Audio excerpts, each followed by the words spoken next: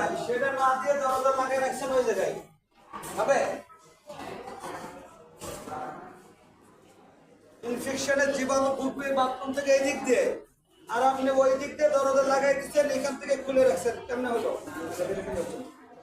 হ্যাঁ?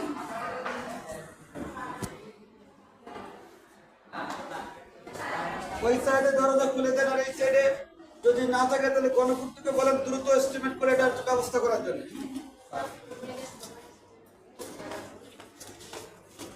গণপূর্ত থেকে আমি গণপূর্ত ইঞ্জিনিয়ারকে বলে দিচ্ছি নেক্সট মিটিং এর আগে এগুলো যেন লেগে যায় কারণ নাহলে এটা কেমন দেখা যায়